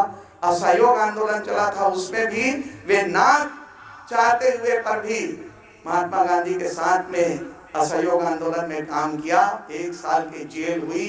जेल से वापस आने के पश्चात में 21 से 25 तक वो विचार करते रहे कि वास्तव में भारत की स्वतंत्रता तो इस काम से मिल जाएगी, लेकिन जिस कारण से स्वतंत्र हम अभी आंदोलन कर रहे हैं, परतंत्र हुए जिस कारण से, उस परतंत्र के कारण की समाप्ति होगी क्या, इसका चिंतन करने के लिए उन्होंने 27 बैठकें उस समय में वर्धा और आसपास के क्षेत्रों में 4-5 वर्षों में किया। 30 प्रकार के ऐसे संगठनों में उन्होंने काम किया, वार्ताएं की, विचार किया, विमर्श किया, और उसके पश्चात में 17 सितंबर विजयादशमी के दिन राष्ट्रीय स्वयंसेवक संघ की स्थापना उन्होंने की। 3 प्रकार के ऑर्गेनाइजेशन की दिशा यदि हम देखते हैं तो भारतीय कम्युनिस्ट पार्टी का आदर्श थे लेनिन और माओ। रूस और चाइना उनके आदर्शवादी नेता वहां रहा करते थे। कांग्रेस को भी हम विचार करते हैं तो ध्यान में आता है कि उनके आदर्श थे ब्रिटिशर्स, बाद में लाल बाल पाल हुए और उसके पश्चात में महात्मा गांधी और नेहरू उसके आदर्श के रूप में स्थापित हो गया। किंतु डॉक्टर केशव बलिराम हेडगेवार जी के आदर्श थे जिन्होंने राष्ट्र जीवन को सुसज्जित करने के लिए अपना संपूर्ण जीवन लगाने वाले ऐसे चाणक्य से लेकर वो छत्रपति शिवाजी महाराज होंगे, महाराणा प्रताप होंगे, गुरु गोविंद सिंह जी होंगे, और गुरु गोविंद सिंह जी से लेकर नाना पेशवा, और नाना पेशवा ही नहीं तो भारत की स्वतंत्रता संग्राम में लगे हुए राष्ट्रभक्ति की भावना से ओतप्रोत राष्ट्रीय विचार के समस्त प्रकार के बंधु बांधव, ये डॉक्टर केशव बलिराम हेडगेवार की प्रेरणा स्रोत थे। यदि हम इन तीनों संगठनों का विचार करते हैं तो ध्यान में आता है कि 1925 के आसपास जब कार्य शुरुआत हुआ था, 1927 में भारतीय कम्युनिस्ट पार्टी का अधिवेशन हुआ, तब वो राष्ट्रीय स्तरीय पार्टी के रूप में विराजमान हो गई थी। 16 राज्यों के 600 से ज्यादा प्रतिनिधि कानपुर में आए थे। तब राष्ट्रीय स्वयंसेवक संघ केवल वर्धा के आसपास कार्य कर रहा था। केवल एक 7, 8, 10 स्थानों पर संघ की शाखाएं चलती थी। कांग्रेस तो उस समय में केवल एकमेव ऐसे आंदोलन की पार्टी थी। और हम जानते हैं कि 15 अगस्त 1947 के पश्चात में इस देश की सरकार में 50 वर्षों तक रहे भारतीय कम्युनिस्ट पार्टी भी उस कालखंड में अपने अनेक स्थानों पर राज्य स्थापित किया। किंतु 100 वर्ष के आते आते आज की स्थिति हम देखते हैं तो भारतीय कम्युनिस्ट पार्टी के विचार को वहीं रूस और चाइना के लोगों ने ही भारतीय कम्युनिस्ट पार्टी के, रूस के, लेनिन के, मार्क्स के विचार को ध्वस्त कर दिया। आज देखते ही देखते वह कोई सोवियत रूस होता था, आज 16 देशों में आज बट गया है। 1991 स्मरण करिए कि वह कालखंड था जिस कालखंड में रूस में ही गोरबाचोव के स्टैचू को लोगों ने पैरों से तोड़ तोड़ कर फेंक दिया दुनिया से। अब कम्युनिज्म समाप्त हो रहा है। भारतवर्ष में भी केवल एकाध प्रांत में उनकी अवस्था दिखाई देती है। कांग्रेस का विचार करें कि जिन्होंने 50 वर्षों तक इस देश में शासन किया, लेकिन आज ऐसा दिखाई देता है कि वे अपने अस्तित्व की लड़ाई लड़ रहे हैं। आज 100 वर्षों में इस प्रकार का परिवर्तन। किंतु राष्ट्रीय स्वयंसेवक संघ के संस्थापक डॉक्टर केशव बलिराम हेडगेवार ये विचार किया था उन्होंने कि सत्ता परिवर्तन नहीं, क्योंकि वो चाहते थे कि सोवियत रूस के वैचारिक अधिष्ठान के अंतर्गत इस देश की सत्ता को उलटना पलटना चाहते थे, यहाँ की व्यवस्था को उलटना पलटना चाहते थे। तो कांग्रेस केवल सत्ता का हस्तांतरण चाहती थी। पंडित नेहरू ने 1954 में कहा था गैलब्रेथ को कि मैं भारतवर्ष का अंतिम ब्रिटिश शासक हूं। किंतु डॉक्टर हेडगेवार जी का चिंतन ये नहीं था। डॉक्टर हेडगेवार जी ने कहा कि व्यक्ति निर्माण से समाज निर्माण, और समाज निर्माण से राष्ट्र निर्माण, और राष्ट्र निर्माण से विश्व में सुख और शांति का संदेश। यह कार्य जो 1925 में की थी वह आज संपूर्ण दुनिया में, संपूर्ण दुनिया के राष्ट्रों में आज आरएसएस मॉडल, इस रॉड मॉडल के रूप में स्थापित होता हुआ दिखाई दे रहा है। आज राष्ट्रीय स्वयंसेवक संघ का कार्य देश के 44,000 से अधिक स्थानों पर संघ की शाखाएं चल रही है। तो 40 से अधिक विविध क्षेत्रों में काम करने वाली, चाहे वो बनवासी कल्याण आश्रम सभी के संगठन होंगे, विश्व हिंदू परिषद होंगे, किसान संघ होंगे, विद्यार्थी परिषद होगा, इस प्रकार के अलग अलग क्षेत्रों में काम करने वाले 40 से अधिक अखिल भारतीय ऑर्गेनाइजेशंस। केवल इतना ही नहीं तो सेवा के क्षेत्र में कार्य करते हुए आज 89 में डॉक्टर हेडगेवार जी के जन्म शताब्दी वर्ष पर हमने कार्य प्रारंभ किया था। आज 1,75,000 से कहीं ज्यादा संघ के स्वयंसेवक समाज जीवन का सहयोग लेकर सेवा के कार्य में जुटे हुए हैं। एक विराट ऑर्गेनाइजेशन, दुनिया के 42 से अधिक देशों में राष्ट्रीय स्वयंसेवक संघ की शाखा, कहीं पर हिंदू स्वयंसेवक संघ, कहीं भारतीय स्वयंसेवक संघ के रूप में कार्य कर रही है। तो आज भारतवर्ष में यह विराट संगठन खड़ा हुआ, इसके पीछे कारण क्या है? इसके पीछे में डॉक्टर केशव बलिराम हेडगेवार जी का मूलगामी चिंतन है। और इस मूलगामी चिंतन को परम पूजनीय बाला साहब जी देवरस, जब वे सरसंघ चालक थे 1984 में, उन्होंने डॉक्टर साहब के मूलगामी चिंतन को उन्होंने बताया था। बाला साहब कहते हैं कि डॉक्टर साहब बताया करते थे कि यदि किसी कार्य की सफलता प्राप्त करनी है तो 3 बातों की आवश्यकता होती है। पहला व्यक्ति, दूसरा धन, तीसरा साधन।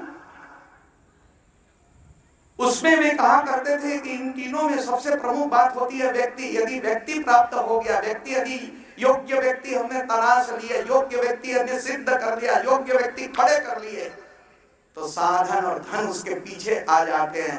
किंतु यदि योग्य व्यक्ति नहीं है तो साधन और धन कुछ काम का नहीं होता। ये डॉक्टर हेडगेवार जी का विचार था। और इस यह विचार कोई आज का विचार नहीं था। डॉक्टर हेडगेवार ने सन 1925 में राष्ट्रीय स्वयंसेवक संघ स्थापित की, उसके पहले का विचार था।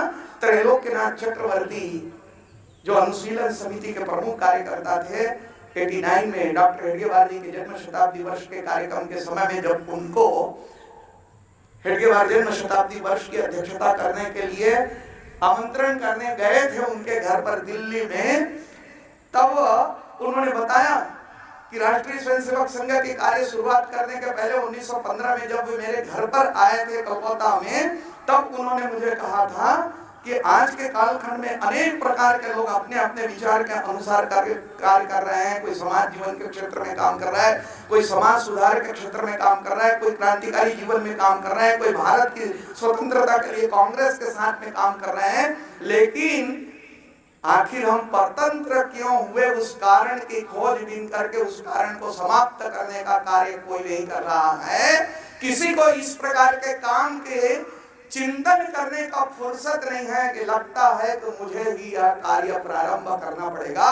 उन्होंने 1915 में त्रैलोक्यनाथ चक्रवर्ती को यह बताया था। उसका प्रतिरूप या राष्ट्रीय स्वयंसेवक संघ की शाखा का कार्य यह आज हमने देखा कि संघ की शाखा में किस प्रकार से व्यक्ति निर्माण की प्रक्रिया होती है। शरीर को माध्यम बनाकर साहस निर्माण करते हुए एक वैचारिक अधिष्ठान अपने जीवन में खड़ा करना। और भारत के वैचारिक अधिष्ठान डॉक्टर केशव बलिराम हेडगेवार को यह चिंतन था कि जितना बड़ा लक्ष्य यदि लेना है तो लक्ष्य के अनुरूप वैसे ही लक्ष्य देना पड़ेगा, कार्य के अनुरूप लक्ष्य देने की आवश्यकता होती है।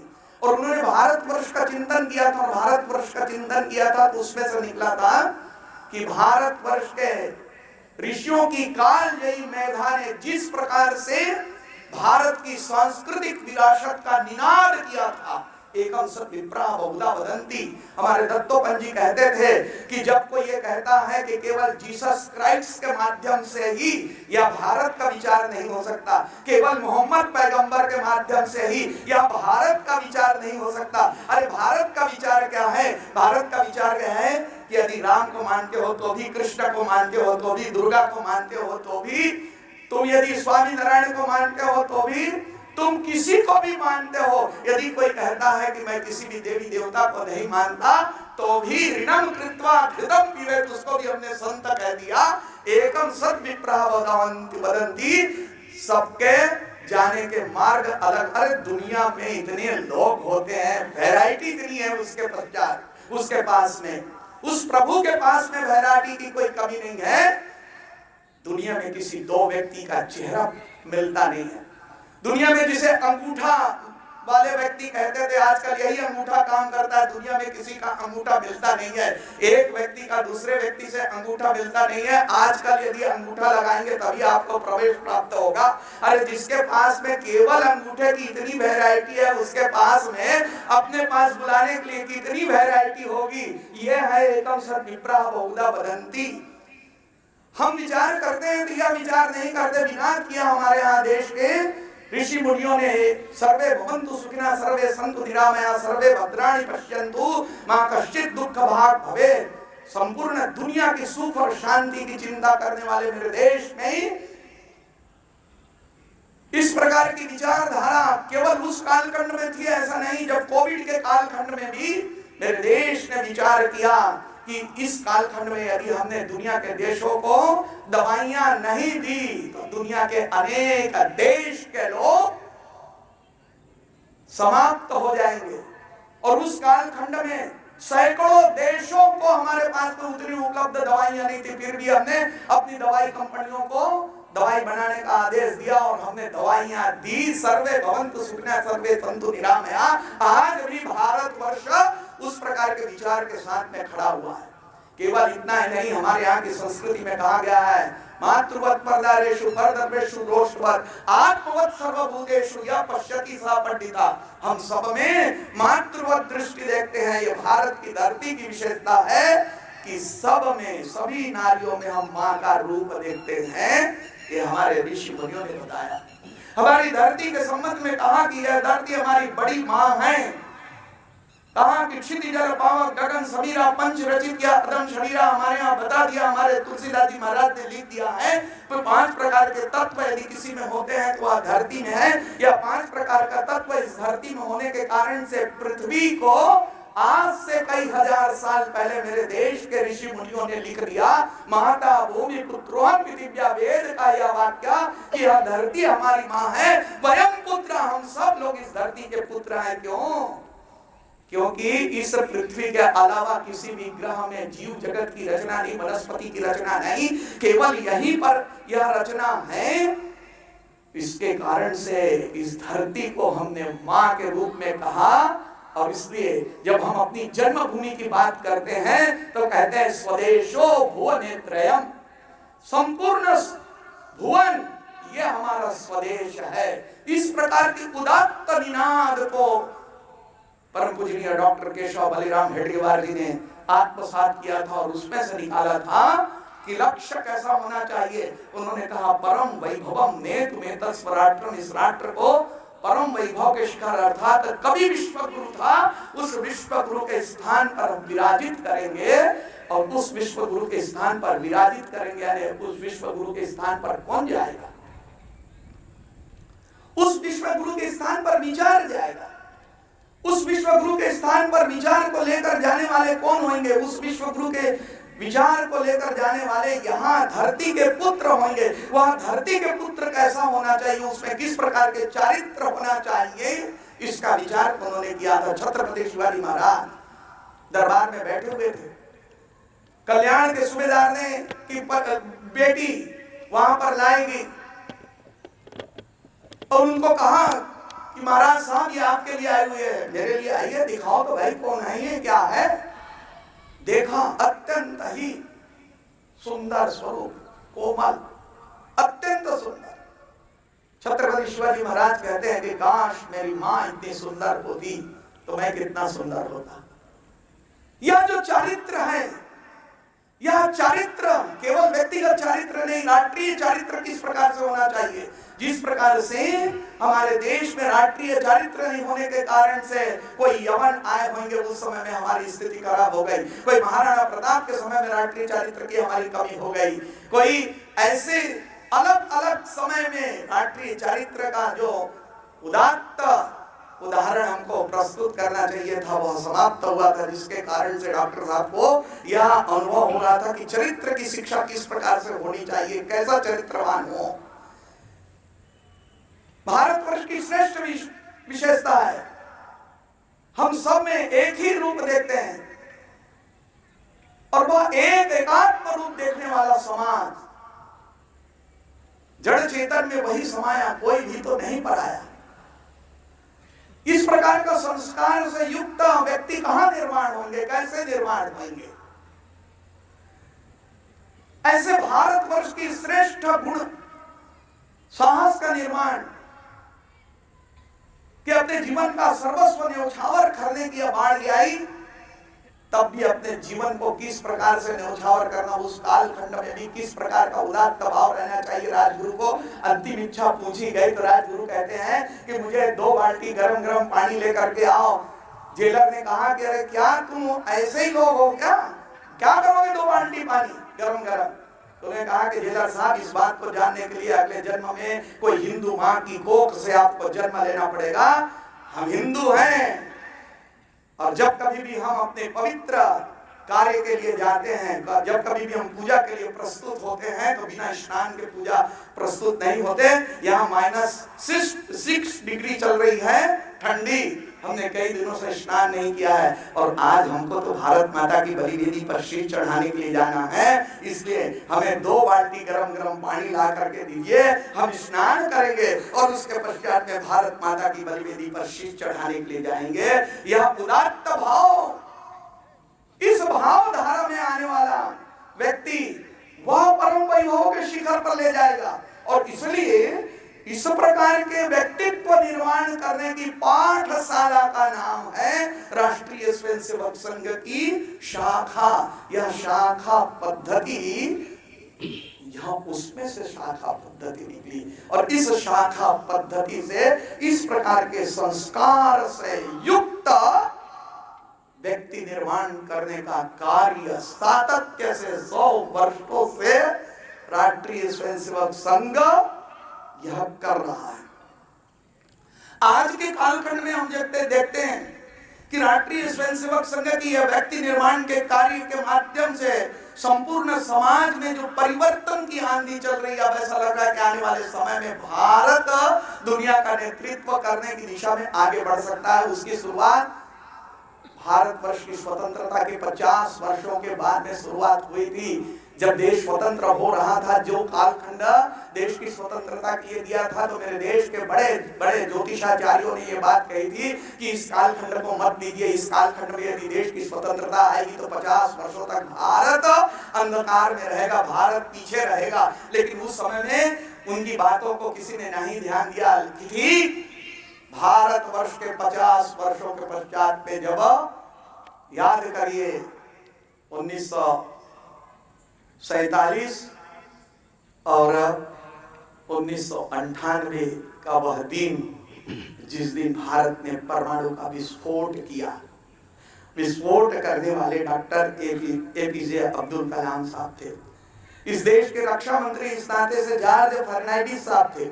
इस देश के प्रधानमंत्री इस नाते से भारतवर्ष में स्थापित वहां डॉक्टर हेडगेवार के संस्कार से युक्त अटल बिहारी वाजपेयी थे। कहते हैं मिलते हैं लोग, ढूंढने वाला चाहिए। ये तीनों के तीनों सिंगल मैन थे। तीनों ने जब इस प्रकार की योजना बनाई, अमेरिका को पता नहीं चला।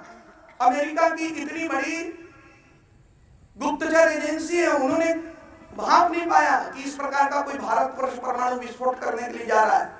अमेरिका का उपग्रह यदि एक सुई गिरेगा कहीं पर तो वह चित्र ले सकता है और अपने प्रयोगशाला से एंगल लगाकर समाप्त कर सकता है। ऐसा उपग्रह होने के पश्चात भी अमेरिका समझ नहीं पाया और इसलिए परमाणु विस्फोट होने के बाद में तिलमिलाना तो स्वाभाविक था। पूरी दुनिया में अमेरिका तो तिलमिला गया। दुनिया के देशों को लगा कि ये क्या हो गया, भारतवर्ष पे परमाणु संपन्न देश हो गया। लेकिन बोलने की अवस्था नहीं थी। लेकिन हम जब कभी भी कोई काम करते हैं, हमारे पड़ोसी को खुजली हो जाती है। हमारे पड़ोसी ने भी फुलझड़ी जला दी कुछ दिनों के पश्चात में, और इसके कारण से अमेरिका को वहां मिल गया अवसर।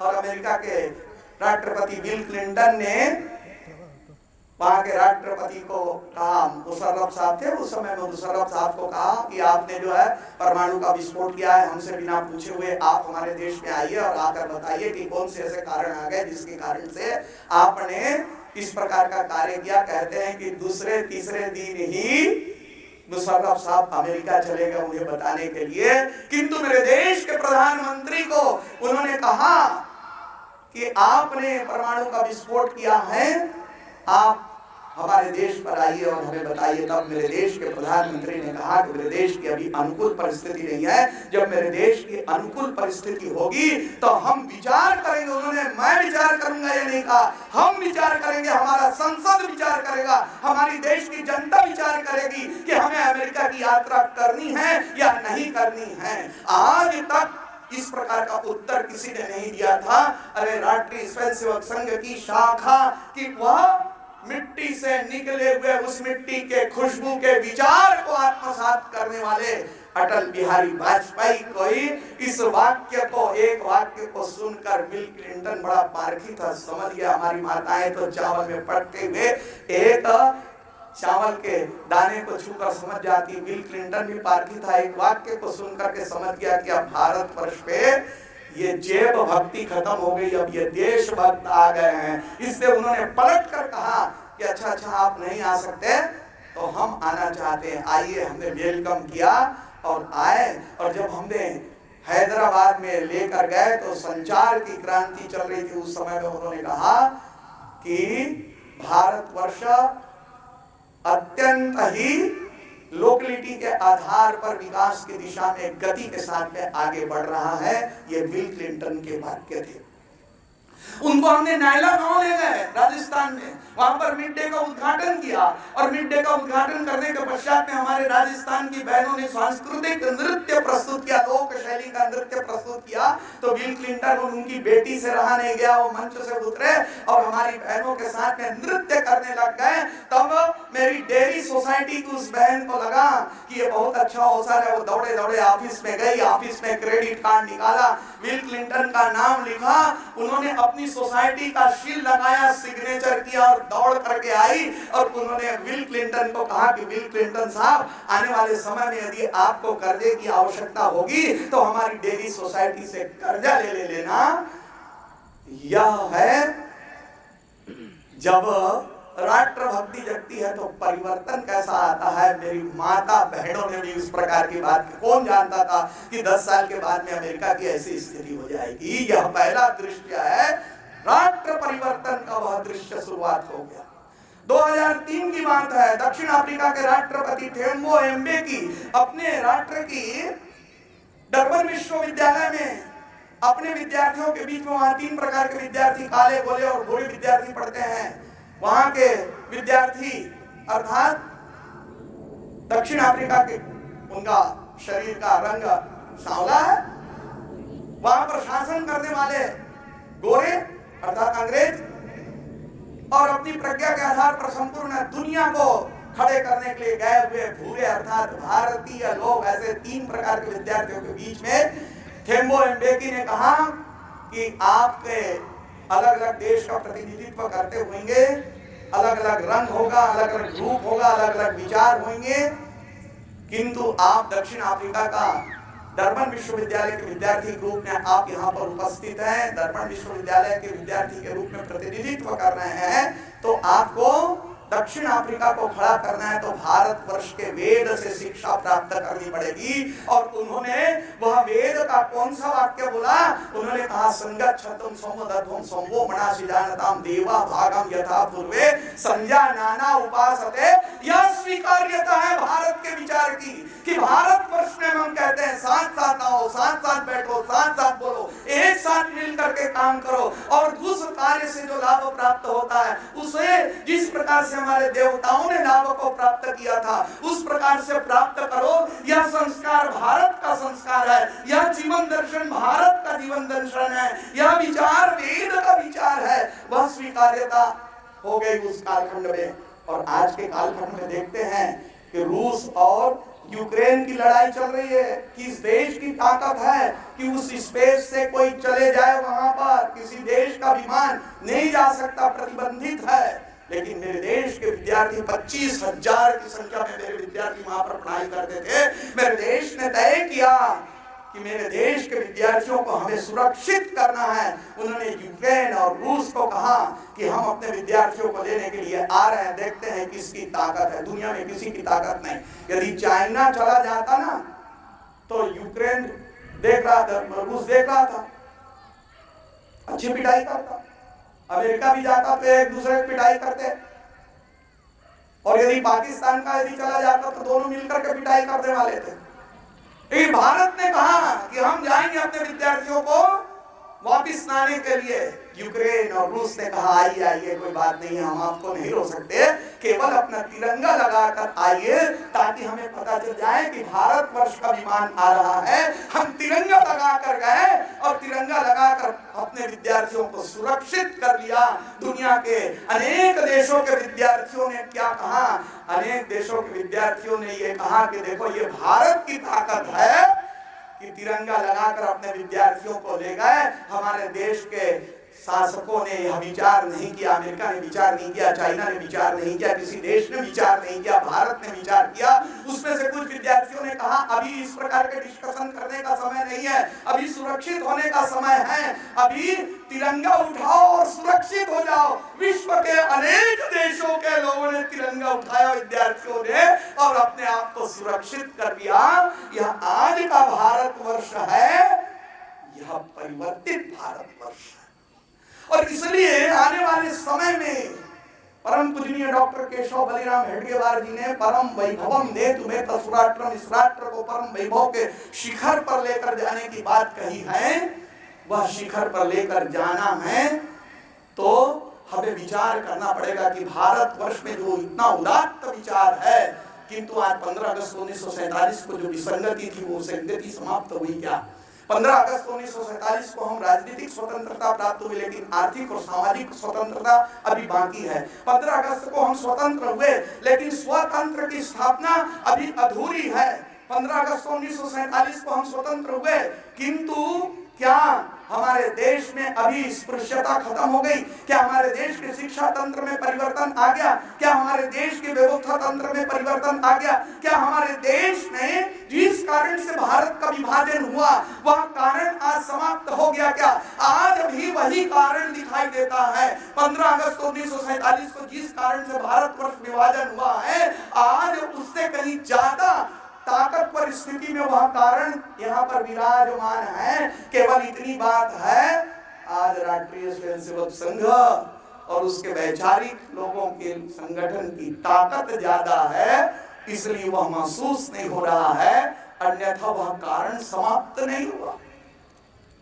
और यदि जब तक यह कारण रहेगा तब तक हम भारत को दुनिया के शिखर पर स्थापित नहीं कर सकते। और यह कारण यह समाप्त करने का यह कालखंड आ गया, और इसलिए आने वाले 25 वर्षों का यह कालखंड चल रहा है कि आने वाले समय में भारत की स्वतंत्रता का 100 वर्ष हो और भारत ने राष्ट्रीय स्वयंसेवक संघ का 125 वर्ष पूरा होते होते भारत को हम फिर से पुनरअपि उस स्थान पर लेकर जाएंगे।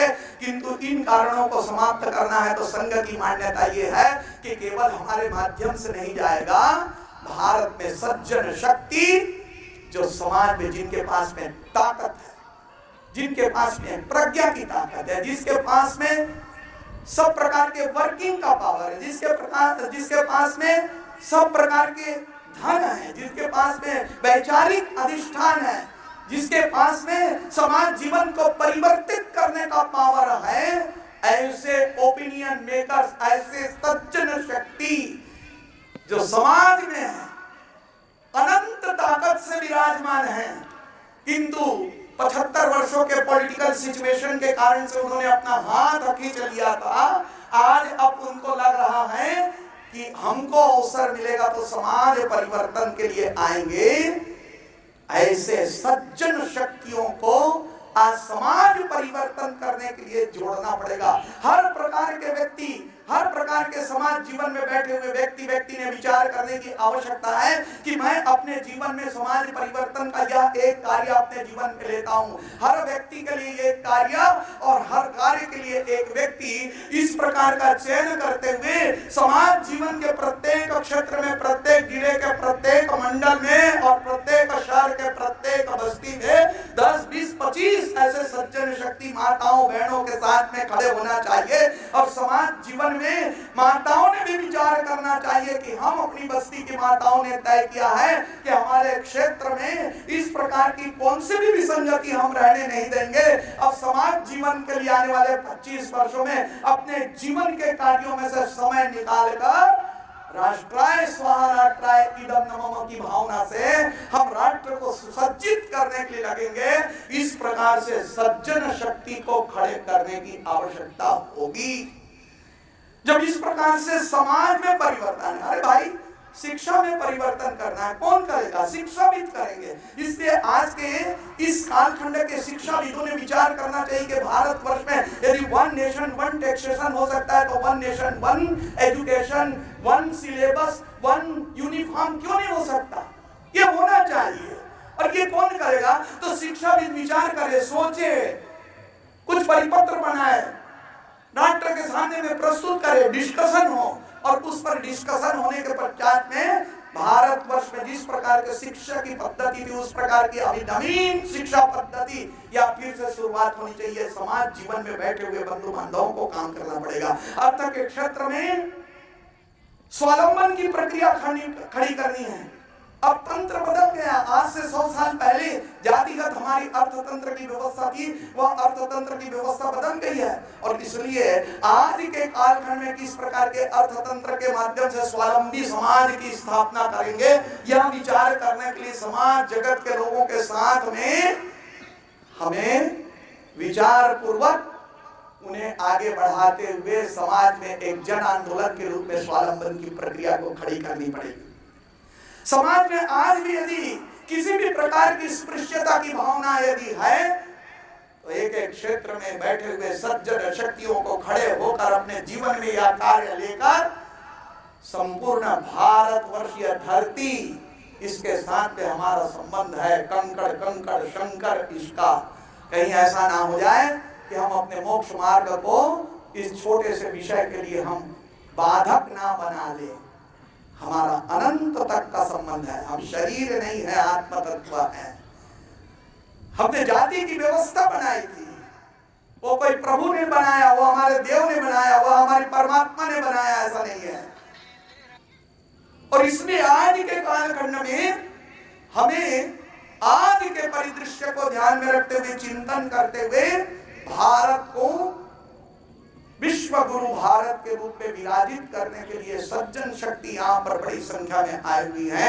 मैं उनके श्री चरणों में निवेदन करना चाहता हूँ कि वे इस कार्य को अपने जीवन का अंग मानकर, अपने जीवन का कार्य मानकर आने वाले समय में अपना, अपने परिवार का, अपने बच्चों का इस दृष्टि से जीवनी शक्ति लगे।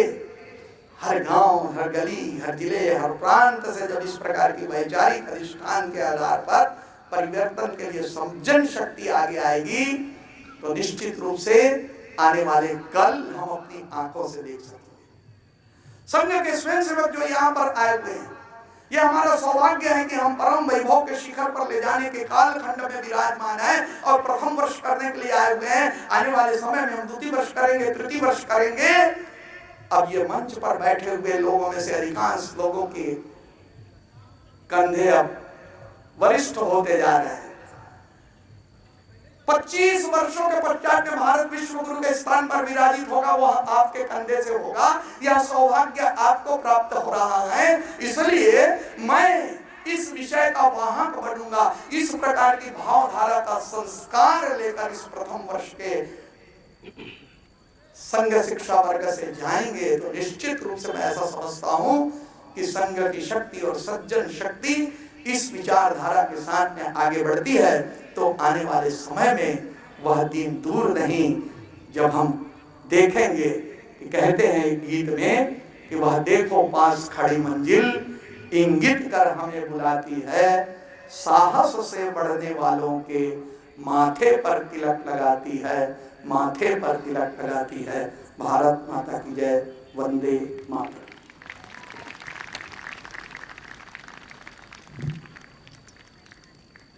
सावधान, उत्तिष्ठ,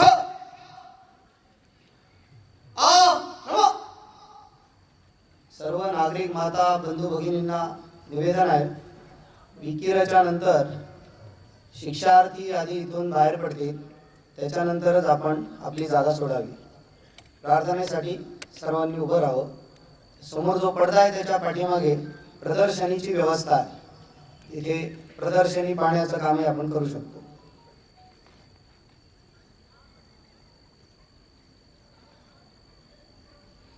संघ तक्ष ध्वज प्रणाम 1 2 3।